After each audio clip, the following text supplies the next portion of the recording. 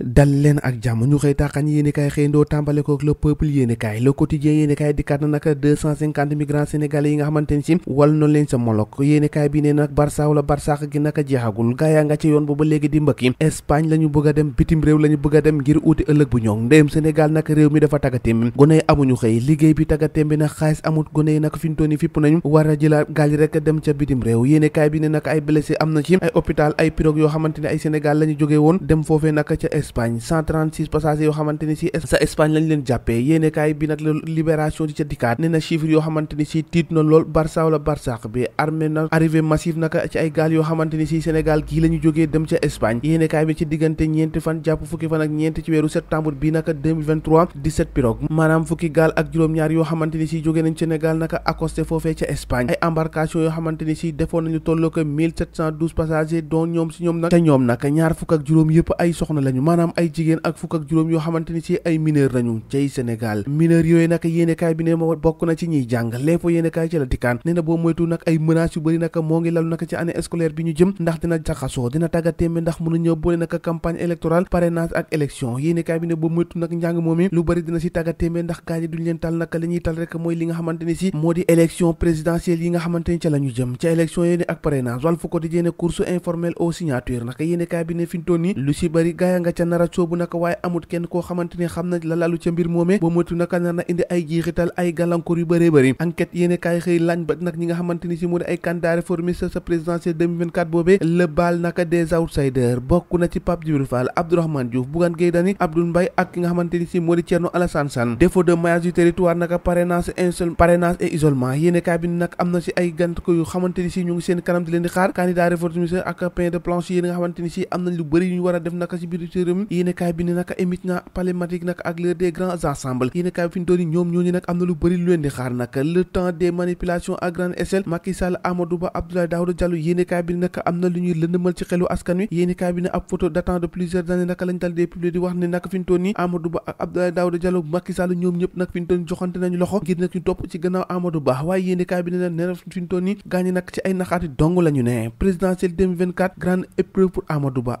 am na sas bu rëy fi ñu toll nii ndax lañ ko jox ndax dina ko attan am déet lu mu ci doon lu ne am na ci nekk ci ginnaawam ñoo xamante ni si ànduñ ci boobee soit yéene kaay bi nag fi ñu toll nii ndax loolee du xajamal Amadou Ba liggéey bi nga xamante war na koo liggéey bu fexee rek ba ci laal ci réew mi lu mu ci doon li nag Cour suprême saisir nañ ko pour rendre nag 1000 dissolution bu Pastef naka Pastef bëgg naa yeewaat naka fi ñu toll nii da gaay dañoo bëgg a dem ca Cour suprême ngir fexe rek ba yoon dal dee delloo rek parti boobee ngir ñu mun a bokk ci élection présidentielle yéene kaay bi ne naka ne voulant pas lâcher la roue naka de la fortune yéene kaay bi ne la Diop gannaaw ba ñu tekkee ndombo tànkam foofee naka ca LONASE yéene kaay bi ne na moom nag dañ koo promouvoir li nga xamante ni moo di ministre waaye moom nag la mu bëgg rek mooy desoon foofee ca LONASE xanaa LONASE dafa neex bari na ay milliards turbine yéene kaay ne fi ñu toll nii Macky Sall naka gâteau bu mujj bi ni ki dëmb ni ki ëllëg rek la ko war a séddalee ndax ni ki ëllëg ak jàmm la ñu wax daal ci la war a amal app beneen gouvernement boo xamante ni Macky Sall war na koo sampee cay pul ñoo ko déggandoo jàngin jëf ba ëllëg